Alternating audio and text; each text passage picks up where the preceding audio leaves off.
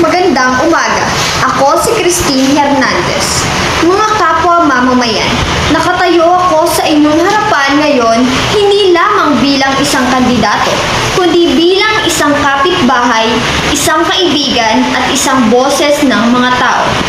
Masyado nang matagal nang naiwan ang ating bayan, naghihirap sa kahirapan, kakulangan ng oportunidad at hindi sapat na serbisyo.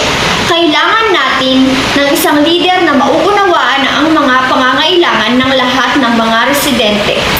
Hindi lamang ang mga pribilehiyo.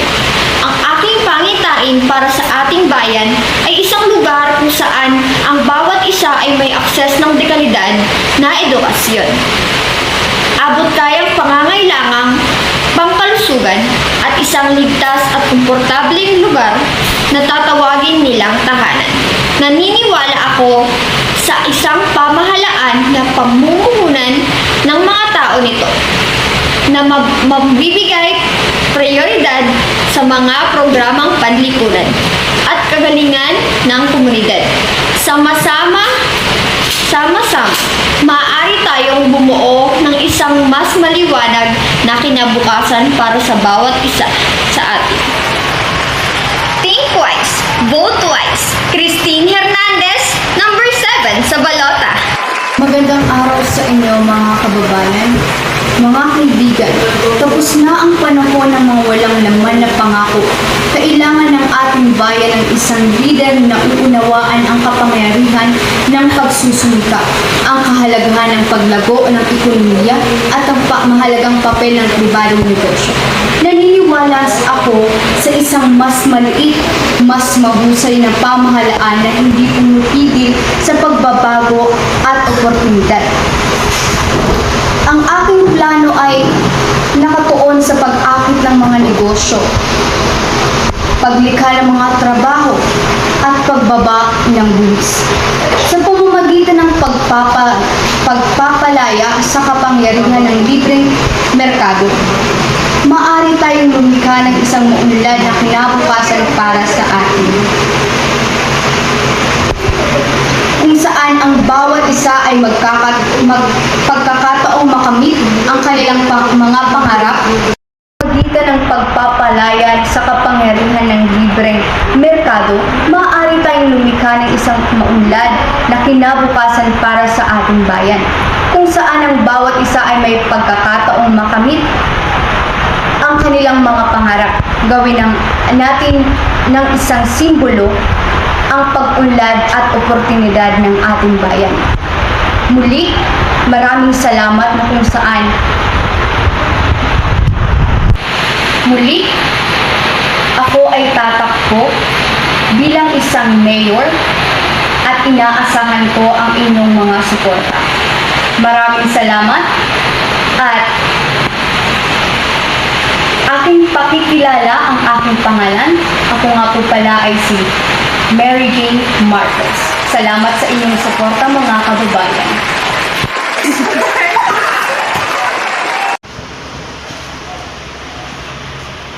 Good day, Ma'am Hernandez and Ma'am Marcos. Good day. Have a seat.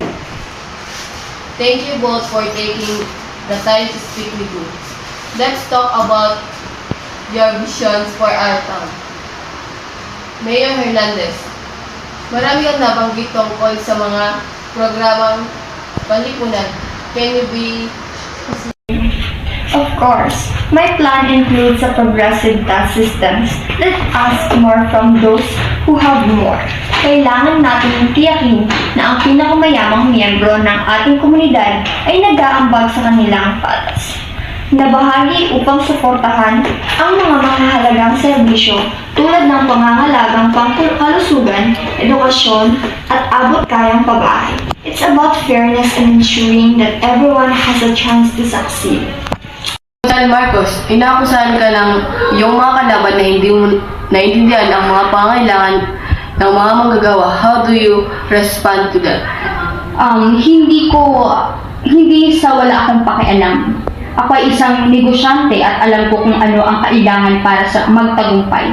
Hindi ako nangangako ng mga handout ng nag-aalok ako ng oportunidad. Ang aking oportunidad.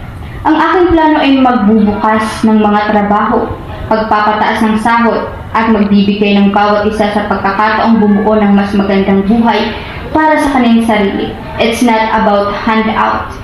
It's about hard work and opportunity. You're right. Hard work is important. But what about those who are struggling to make ends meet? What about those who are ill? Or who can afford quality educations for their children? We need a government that supports its citizens, not just its corporations. Mayor, I believe in a government that creates an environment where everyone can succeed. Not one that hinders the progress. Ang aking plano ay magtaas sa lahat, hindi sa pamamagitan ng pagkuha mula sa iba upang ibigay sa iba, kundi sa pamamagitan ng paglikha ng isang tumaas na alon na magtataas sa lahat ng mga bangka. Thank you both for your insight. The voters will have a lot to consider as they make their choice. Question.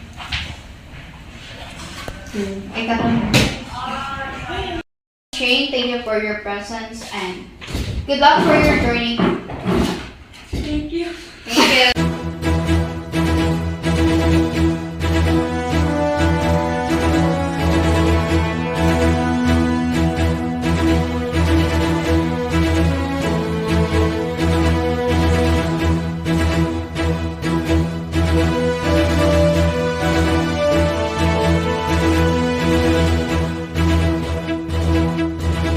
Araw muli sa inyo, kababayan. Ipapahayag na ang resulta ng halal. The winner of the mayoral is Mary Jane Marquez. This video presents a mayoral election debate between Christine Hernandez and Mary Jane Marcos, showcasing their constructing vision for the town future. Hernandez advocated for social program, community support, and progressive actions to address poverty, inequality, and unique services. In contrast, Marcos championed economic growth, individual responsibility, and limited government intervention, emphasizing the importance of private enterprise, job creation, and lower taxes.